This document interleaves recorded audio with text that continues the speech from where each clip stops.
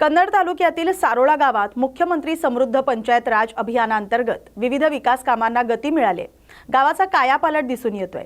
ग्रामस्थ, ग्रामपंचायत आणि लोकसहभागातून, श्रमदानातून सिमेंट बेंच बसवणं, स्मशानभूमीचं सौंदर्यीकरण, वृक्षारोपण, 24 तास पाणी सुविधा आणि स्वच्छता अभियान यांसारखी कामं राबवली जात आहेत। स्मशानभूमी परिसरातील संरक्षण भिंत, आकर्षक रचना आणि स्वच्छता अभियानामुळे गाव आदर्श गावाच्या योजनेत चर्चेत आहे। ग्रामपंचायत अधिकारी अशोक काळे तसंच पंचायत समिती सदस्य सविता जंगले यांनी गावातील सर्व समाज बांधवांचे योगदान आणि लोकसहभागामुळे विकास प्रगतीपथावर असल्याचं सांगितलंय। या बातमीचा आढावा घेतलाय प्रतिनिधी देविदास थोरात यांनी। छत्रपती संभाजीनगर शहरात आयोजित करण्यात आलेल्या संत नरेंद्र महाराज यांच्या मार्गदर्शन आणि दर्शन सोहळ्याला मोठ्या संख्येने भाविकांनी उपस्थिती लावली। या कार्यक्रमात महाराजांनी समाजातील विविध विषयांवर आपले विचार मांडले। यावेळी बोलताना नरेंद्र महाराज यांनी लव जिहाद या विषयावर भाष्य करत काही ठिकाणी मुस्लिम तरुण हिंदू मुलींशी विवाह करून त्यांची फसवणूक केल्याच्या घटना समोर येत असल्याचा दावा केलाय। अशा प्रकारांपासून समाजाने सावध राहण्याची गरज असल्याचं त्यांनी सांगितलंय। तसंच महाराष्ट्राचे उपमुख्यमंत्री यांनी गायीला मातेची उपमा दिल्याचा उल्लेख करत भारतीय संस्कृतीत गोमातेचं विशेष महत्त्व असल्याचं त्यांनी अधोरेखित केलंय। याशिवाय काही ठिकाणी धर्माच्या नावाखाली लोकांवर धर्मांतरासाठी दबाव आणला जात असल्याचा आरोप करत समाजाने जागरूक राहण्याचे आवाहन नरेंद्र महाराज यांनी आपल्या मार्गदर्शनातून केलंय। या मार्गदर्शन आणि दर्शन सोहळ्याला अनेक भाविक आणि स्थानिक नागरिक मोठ्या संख्येने उपस्थित होते। या बातमीचा आढावा घेतलाय प्रतिनिधी प्रवीण खरात यांनी। आजचा हा कार्यक्रम जो आहे तो लोकांनी अंधश्रद्धेतून बाहेर यावं आणि आपल्यामध्ये वैज्ञानिक दृष्टिकोन निर्माण करून घ्यावा यासाठी हा समस्या मार्गदर्शनचा कार्यक्रम। आमची समाजाला त्रिसूत्री मी दिलेली आहे। तुमचे डोळे विज्ञानवादी ठेवा, मन अध्यात्मवादी ठेवा आणि बुद्धी वास्तववादी ठेवा। अशा प्रकारचा जर त्रिवेणी संगम केला तर आपल्याला विज्ञान आणि अध्यात्म याची सांगड घालून जगता येईल। आजचा तरुण जो आहे तो बहकलेला आहे, थकलेला आहे, नैराश्य त्याच्यामध्ये येतं। तर जर आपण अध्यात्माच्या मदतीनं आपला वैज्ञानिक विकास साधून घेतला तर आपल्यामध्ये नक्कीच एनर्जी येते। कारण अध्यात्म जे आहे हे आपल्यामध्ये संयम म्हणजे भक्ती जी आहे ती संयम, समयसूचकता, प्रगल्भता, साधक बाधक विचार करण्याची क्षमता, नेतृत्व करण्याचे गुण विकसित करते असं आमचं म्हणणं आहे। कारण आपण भक्ती करतो म्हणजे काय तर एकाग्रतेचा व्यायाम करतो आणि हा एकाग्रतेचा व्यायाम घेतल्यामुळे माणसाला जीवनामध्ये जे बिनचूक निर्णय घ्यायचे असतात तर बिनचूक निर्णय घेण्यासाठी आपल्यामध्ये जी आंतरिक ऊर्जा, सकारात्मक ऊर्जा तयार करावी लागते ती यामुळे तयार होते। आणि म्हणून आम्ही सांगितलेलं आहे की आपण प्रत्येकानं दिवसातून 10 मिनिटं वेळ काढा आणि अंतर्मुख व्हा। या योगे आपल्यामध्ये वैज्ञानिक दृष्टिकोनातून विचार केला तर संयम येईल, समयसूचकता येईल, प्रगल्भता येईल, साधक बाधक विचार करण्याची क्षमता निर्माण होईल, नेतृत्व करण्याचे गुण निर्माण होते, खिलाडी वृत्ती निर्माण होईल आणि त्यामुळे आपल्या जीवनामधला प्रत्येक निर्णय आपण बिनचूक घेऊ। यासाठी हा समस्या मार्गदर्शनचा कार्यक्रम आणि आम्ही आमच्या पीठात आमची 13 पीठ आहेत एकूण। मी जगद्गुरु रामानंदाचार्य दक्षिण पीठ नाणीचा आचार्य आहे, तसे शंकराचार्य आहेत 4, तसे आम्ही 3 रामानंदाचार्य आणि आम्ही दक्षिण भारताचं नेतृत्व करतो आणि खेडोपाडी जाऊन समाजातील विविध लोकांना वेगळ्या प्रकारची मदत करून आजचा कार्यक्रम आहे तो शिलाई मशीन वाटप केलं। आम्ही घर वापसी कार्यक्रम करतो कारण धर्म टिकला तर आपण टिकणार आहोत। आतापर्यंत 1,55,000 कुटुंबांना हिंदू धर्मामध्ये आम्ही घेतलेलं आहे। त्यानंतर घर वापसी करून थांबत नाही फक्त त्यांची रोटी बेटीवर चालू करून देणं। त्यानंतर thalassaemia, sickle cell, kidney failure, blood cancer अशा रुग्णांना नेहमी दर 15 दिवसानंतर रक्त लागतं। मग महाराष्ट्राची 10% गरज आम्ही पूर्ण करतो, पूर्ण महाराष्ट्राची। आणि त्यामुळे दर वर्षी जानेवारीमध्ये 15 दिवसाचा कॅम्प घेतो। त्यावेळी आम्ही 1,71,150 रक्त बाटल्या दिल्या। गेल्या वर्षी 1,36,272 रक्त बाटल्या दिल्या। म्हणजे अशा प्रकारे विविध उपक्रम करतो कारण आमचा सिद्धांत आहे, विशिष्टाचा सिद्धांत की अणुरेणू देव आहे, नरेंद्रमणी शोधून पाय। तुम्हाला जर देवाची प्राप्ती करायची असेल तर दीन दुबळ्या समाजाची सेवा करा, ही खरी अर्थानं ईश्वर भक्ती आहे। आणि तुमचे डोळे विज्ञानवादी ठेवा, मन अध्यात्मवादी ठेवा आणि बुद्धी वास्तववादी ठेवा. अशा त्रिसूत्रीने जगलात तर विज्ञान आणि अध्यात्माची सांगड घालून आपण जगू शकतो. आमचं सांगणं आहे की विज्ञानाने केली क्रांती, परंतु अध्यात्माशिवाय नाही मनशांती. ही मनशांती प्राप्त होण्यासाठी आम्ही हे असे कार्यक्रम करतो. स्वामीजी, तुम्ही हिंदू धर्मासाठी काम करत असाल, अनेकांना तुम्ही घरवापसी देखील केलेली आहे. सध्या लव जिहादचा जो कायदा आहे त्या संदर्भात आपलं मत काय आहे? महाराष्ट्र शासनाचं आम्ही अभिनंदन करतोय. त्यांनी आमच्या कानावर आलेलं आहे आणि त्याबद्दल मी माझी पण प्रतिक्रिया दिलेली आहे की महाराष्ट्र शासन आता विधानसभेमध्ये आणि विधान परिषदेत कायदा आणून पाहत, की धार्मिक स्वातंत्र्य या नावावर कायदा आणून पाहतं. त्यात विषय स्तुत्य असा आहे. आमची सगळ्या साधू संतांची मागणी होती की आज मुसलमान आणि ख्रिश्चन या दोन ज्या कम्युनिटी आहेत ह्या हिंदू धर्माला संपवण्याचं काम करतात धर्मांतर करून. मग ख्रिश्चन लोक हे एकदम सॉफ्ट पद्धतीने संपवतात बाप्तिस्मा करून, आणि मुस्लिम लोक आक्रमकपणे संपवतात. लव जिहाद जो प्रकार आहे, लव जिहादमुळे काय होतं, लग्न झालं की शर्यतचा कायदा चालू होतो. त्या मुलीचा उपभोग घ्यायचा 1-2 वर्ष आणि मग तिला नेऊन तिकडे बाहेर विकायचे आणि मोकळं व्हायचं. महाराष्ट्रामध्ये गोवंशाच्या बंदी कायदा लागू आहे, तरी पण गोमाताची हत्या होती, गोमातेची हत्या होती. बरोबर आहे, चालू आहे ते, आणि त्याच्यासाठी हिंदू समाजाने जागृत झालं पाहिजे. आणि जो कायदा आहे त्या कायद्याचा फायदा उचलून त्या कायद्यान्वये असे जे लोक काही चुकीचे कृत्य करतात त्यांना कायद्याप्रमाणे कडक शासन जर झालं तर ही गोहत्या, कारण आम्ही मला वाटतं माननीय एकनाथ शिंदे यांनी तिला राष्ट्रमाता म्हणून घोषित केलेलं कायदा राजमाता म्हणून केलेलं आहे, तर ते होणं गरजेचं आहे. लव जिहाद कायदा देशभरात लागू व्हावा का, त्यासाठी तुम्ही प्रचार प्रसार करणार आहात? हो, तुमची भूमिका काय? नक्की. नुसतं लव जिहादच्या विरुद्ध मी नाही, मी नुसतं मुसलमान लोकांच्या विरुद्ध आहे का, तर असं मी कुठल्याच कम्युनिटीच्या विरुद्ध नाही. मी धर्मगुरू आहे आणि त्यामुळे प्रत्येकानं आपापला धर्म जो आहे तो टिकवला पाहिजे यासाठी प्रयत्न केले आणि दुसऱ्या धर्मावर आक्रमण नाही केलं पाहिजे. लव जिहादला माझा विरोध काय आहे, कारण तुम्ही हिंदूंच्या मुली फसवून प्रेमाचं नाटक करून त्या पोराला कम्युनिटी कडून पैसे जातात आणि मग तो हिरोगिरी करतो, चमकीगिरी करतो आणि तो मुलगा त्या मुलीला प्रेमात खेचतो, तिच्या लग्न करतो, नंतर तिला विकून टाकतो. आरमोरी तालुक्यातील राजकीय, आर्थिक, सामाजिक आणि शैक्षणिक क्षेत्रात अग्रेसर असलेल्या आरमोरी शहराची ओळख आहे. त्यामध्येच आजपासून महात्मा गांधी कला, विज्ञान आणि वाणिज्य महाविद्यालय आरमोरी इथं उच्च तंत्रीय शिक्षण विभाग, ग्रंथालय, संचलनालय, महाराष्ट्र राज्य मुंबई जिल्हा ग्रंथालय अधिकारी कार्यालय गडचिरोली, शिक्षण विभाग, जिल्हा परिषद गडचिरोली, ग्रंथालय विभाग, महात्मा गांधी महाविद्यालय यांच्या संयुक्त विद्यमाने 14 आणि 15 मार्च 2026 या 2 दिवसीय गडचिरोली ग्रंथोत्सवाचं आयोजन करण्यात आले. या कार्यक्रमाला तालुक्यातील प्रत्येक शाळा आयोजनामध्ये सहभागी झाले. त्यात सकाळी ग्रंथदिंडी, नवीन बस स्टॉप ते महात्मा गांधी महाविद्यालयांमध्ये समारोप झालाय. उद्घाटन सोहळ्यात आमदार रामदास मसराम यांनी ग्रंथाबाबत योग्य माहिती देऊन ग्रंथांचं वाचन केल्याशिवाय मानवी विकास होऊ शकत नाही असं सांगितलं. आणि त्यासोबतच ज्येष्ठ आदिवासी लेखिका कुसुमताई आलाम यांनीही मार्गदर्शन केलंय. या बातमीचा आढावा घेतलाय प्रतिनिधी रुमदेव सहारे यांनी.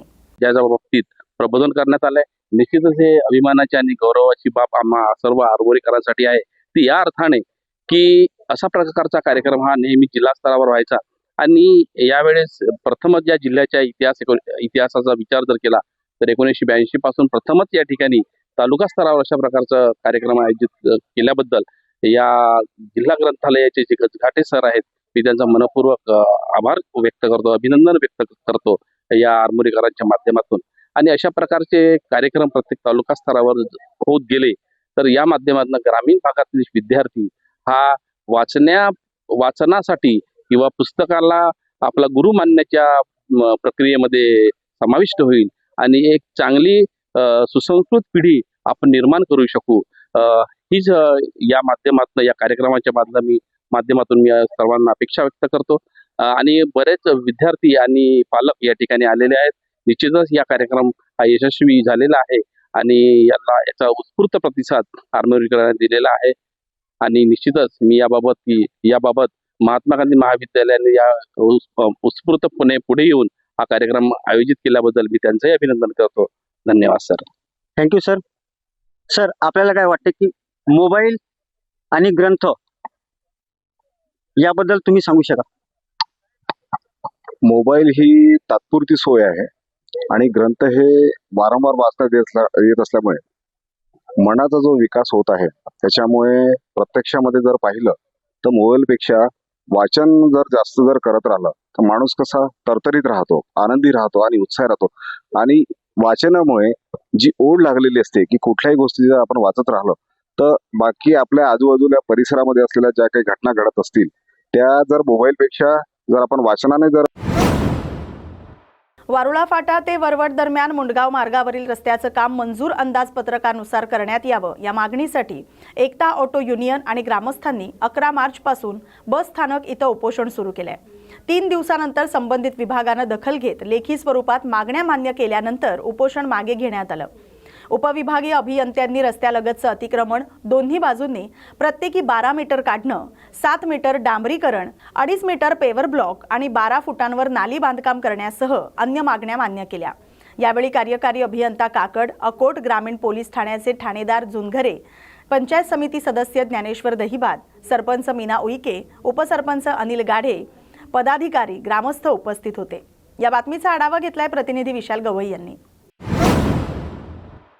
कन्नड तालुक्यात मुख्यमंत्री समृद्ध पंचायत राज अभियानांतर्गत विशेष जनजागृती कार्यक्रम उत्साहात पार पडला. या कार्यक्रमाला महाराष्ट्राची हास्य जत्रा फेम अभिनेत्री शिवाली परब आणि अभिनेता पृथ्वी प्रताप हे प्रमुख पाहुणे म्हणून उपस्थित होते. त्यांनी गावची पाहणी करून भाषणातून हास्य आणि कॉमेडीच्या माध्यमातून जनजागृती करत ग्रामस्थांच्या कार्याचं कौतुक केलं. यावेळी जिल्हा परिषद पंचायत विभागाचे उपमुख्य कार्यकारी अधिकारी चंद्रहार ढोकणे, पंचायत समिती सभापती सुप्रिया अनिल घुगे, उपसभापती माया ललित सुराशे, गटविकास अधिकारी डॉक्टर ओमप्रकाश रामावत तसंच विविध अधिकारी, सरपंच, ग्रामपंचायत सदस्य, महिला बचत गट सदस्य आणि ग्रामस्थ मोठ्या संख्येने उपस्थित होते. कार्यक्रमाचं प्रास्ताविक सुभाष निकम यांनी केलंय तर सूत्रसंचालन लक्ष्मण बळी यांनी केलंय.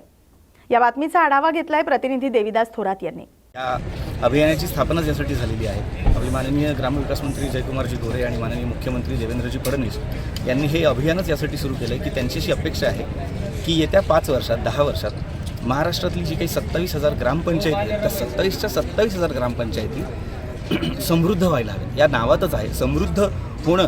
गावात अनेक योजना राबवल्या जातात, त्या योजनांचा पूर्णतः लाभ गावकऱ्यांपर्यंत, ग्रामस्थांपर्यंत पोहोचावा, गावकऱ्यांना त्या योजनेबद्दल कळावं आणि त्यांनी त्याच्यातून स्वतःच काहीतरी एक शिकवण घेऊन त्यातून गावाचा विकास करावा यासाठी ही योजना राबवण्यात आली आहे. नादरपूर गाव हे आदर्श गाव म्हणून चर्चेत आहे. आपण या गावाला भेट दिली, काय सांगाल नादरपूर गावासंदर्भात? जसं तुम्ही म्हणालात की नादरपूर हे गाव आदर्श गाव म्हणून चर्चेत आहे, तर ते चर्चेत का आहे याचं उत्तर तुम्ही गावात आल्यानंतर तुम्हाला मिळतं. गावात असलेल्या अनेक सुखसुविधा, गावात असलेले लोक, गावात असलेल्या वेगवेगळ्या योजना ज्या राबवल्या गेल्यात त्या पाहिल्यानंतर आपल्याला लक्षात येतं की हे गाव आदर्श गाव का आहे.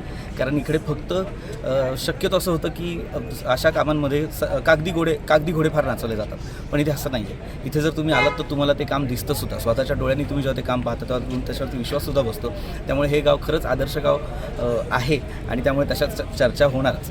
सर, एकंदरीत तुम्ही महाराष्ट्रामध्ये आता ज्या गावामध्ये तुम्ही भेट दिली आणि पाहणी केली, तुम्हाला असं वाटलं आहे का की ते या योजनेचा चांगल्या पद्धतीनं गाव आदर्श होण्यासाठी उपयोग होत आहे मॅडम? असं हो अगदीच. म्हणजे ही योजना त्याच्यासाठीच राबवली जाते. जसं पृथ्वी दादा म्हणाला की प्रत्येक ग्रामपंचायत ही प्रत्येक अधिकारी बारकाईने लक्ष घालतं, त्याच्यामुळे ही योजना राबवली जातेच आहे प्रत्येक गावात. याचा हेतूच हा आहे. 5 वर्षात हे अभियान राबवलं जाणार आहे. हा पहिला टप्पा आहे ज्याच्यात 20% ग्रामपंचायती आपण निवडलेल्या आहेत, त्यांनी सहभाग घेतलेला आहे.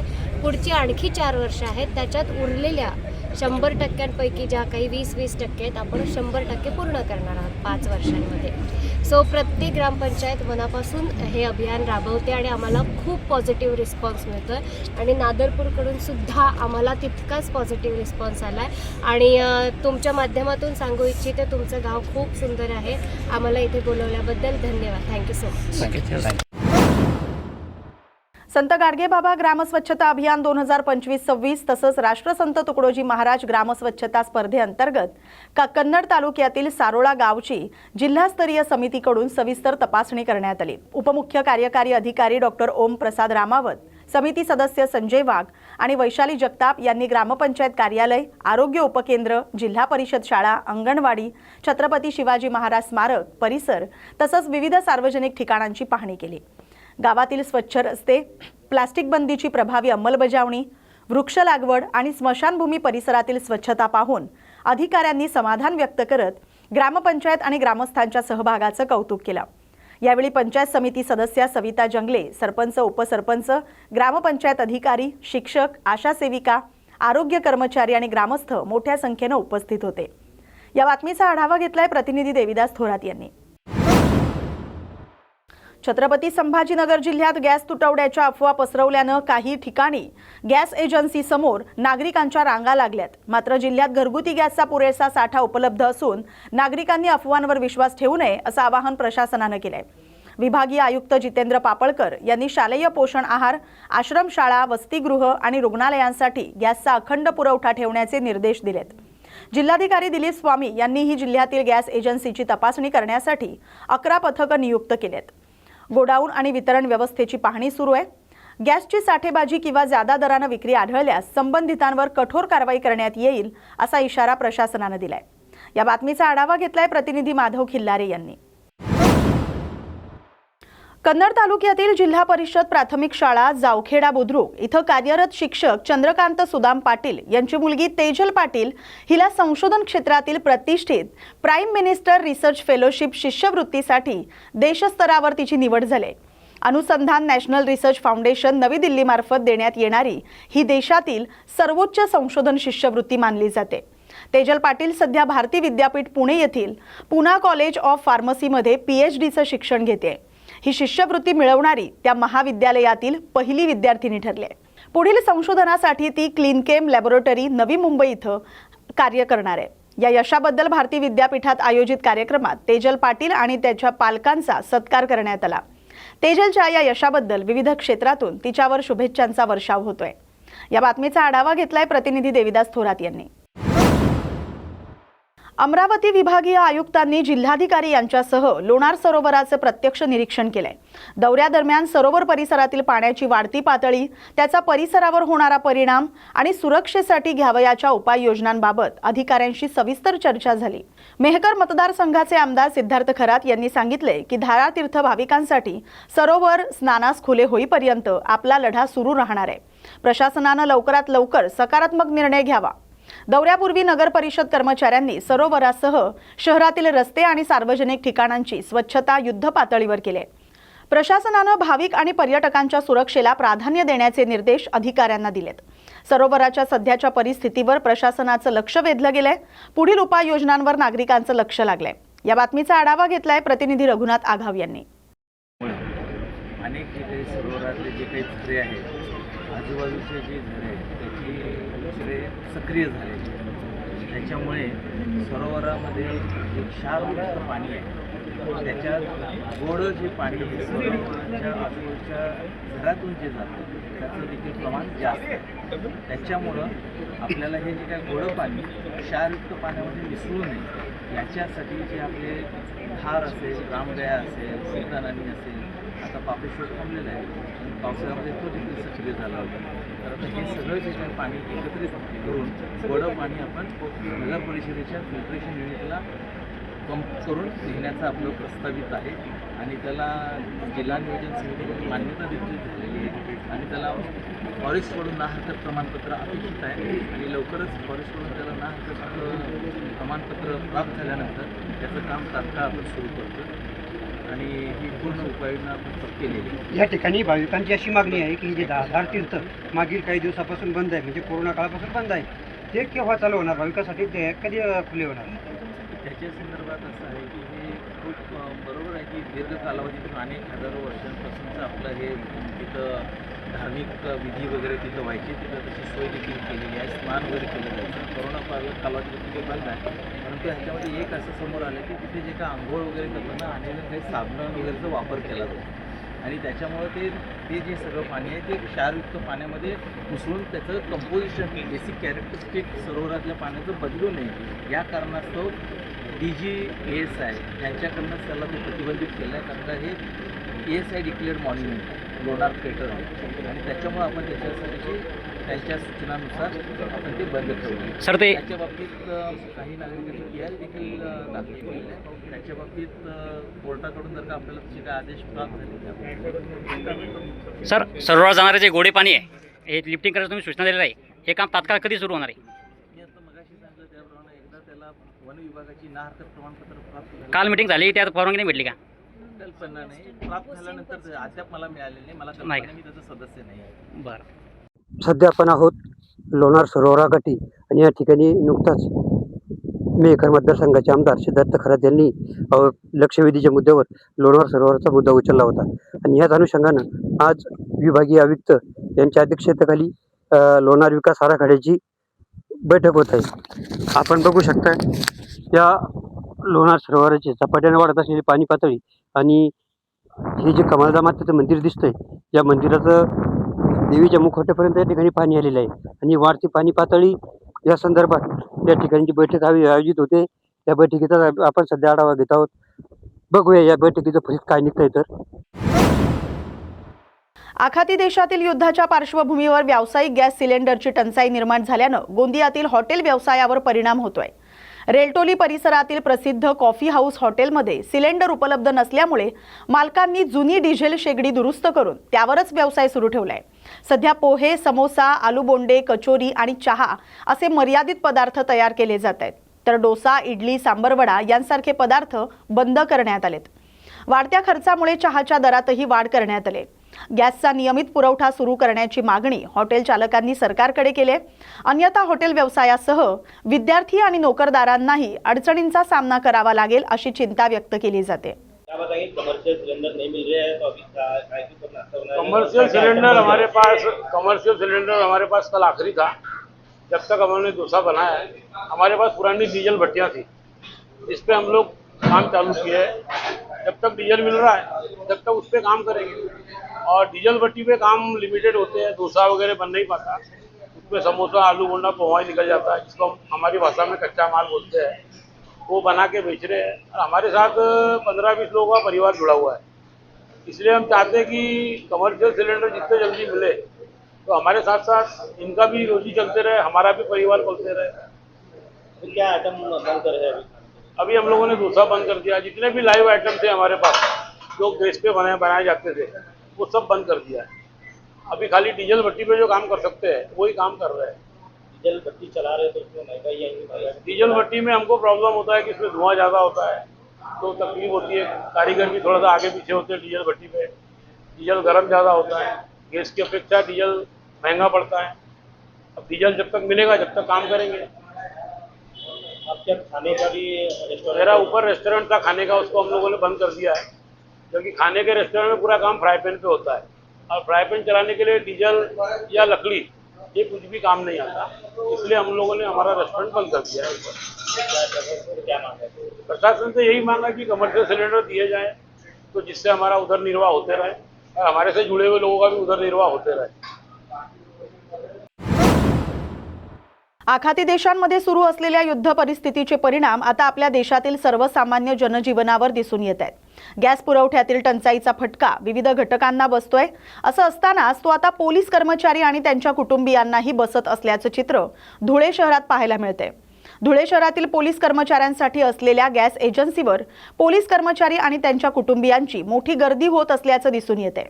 ऑनलाईन बुकिंग करूनही सिलेंडर मिळत नसल्याची तक्रार पोलीस कर्मचाऱ्यांच्या कुटुंबियांनी केली आहे. यामुळे घरगुती कामकाजावर परिणाम होत असून प्रशासनानं तातडीनं गॅस पुरवठा सुरळीत करावा अशी मागणी नागरिकांकडून केली जाते. 24ला बुकिंग केलं, सिलेंडर आलं नाही. परत 4 तारखेला पण बुक केलं तरी सिलेंडर आलं नाही. परत आता फोन आला गाडी आलेली आहे सिलेंडर घ्यायला या म्हणे. तर इथं असे म्हणताय की आता नवीन बुक करा, मग तुम्हाला OTP येईल, मग पावती घ्या. पावती घेतली की अजून सही करायला दुसरीकडे जा. गाडी आलेली होती तरी सिलेंडर मिळालं नाही. गाडीला गोडाऊनला पाठवलं, आता म्हणतं की इथून गोडाऊनला जा घ्यायला. आता माणसं घरी नाही, एकटी बाई कुठे कुठे जाणार आहे. बरोबर आहे. तुम्ही सगळे पोलीस कर्मचारी आहात का? नांदेड शहरातील श्री दुर्गा नगर मालेगाव रोड तरोडा बुद्रुक इथं श्री दुर्गा वेद पाठशाळेच्या इमारतीचा भूमिपूजन सोहळा आज उत्साहात पार पडला. या कार्यक्रमाला अयोध्या येथील श्रीराम जन्मभूमी न्यासाचे कोषाध्यक्ष परमपूज्य स्वामी गोविंददेव गिरीजी महाराज प्रमुख उपस्थित होते. स्वामी गोविंददेव गिरीजी महाराज यांचं आगमन होताच फुलांचा वर्षाव करून त्यांचं जंगी स्वागत करण्यात आलं. त्यानंतर अनेक मान्यवरांच्या उपस्थितीत त्यांच्या हस्ते श्री दुर्गा वेद पाठशाळेचं भूमिपूजन करण्यात आलं. यावेळी परिसरात वृक्षारोपणही करण्यात आलं.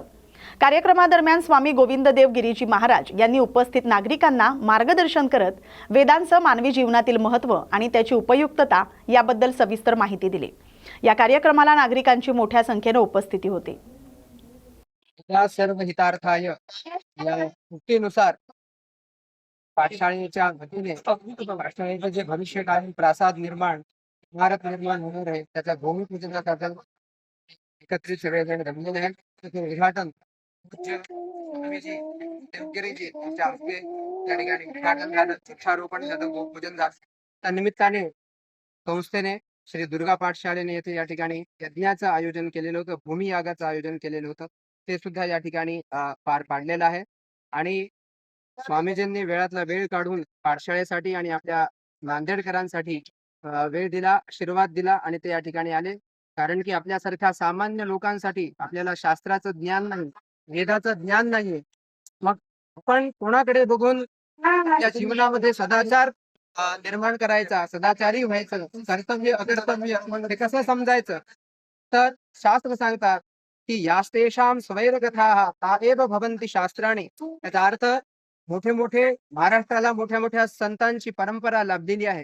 असे मोठे श्रेष्ठ संत जेव्हा आपल्या भूमीमध्ये येतात त्यांचं केवळ चालणं, त्यांचं केवळ बोलणं हेच आपल्यासारख्या सर्वसामान्यांसाठी शास्त्र ठरतात, ज्यांना बघून आपण आपल्या जीवन जे आहे ते नेहमी उन्नतशील आणि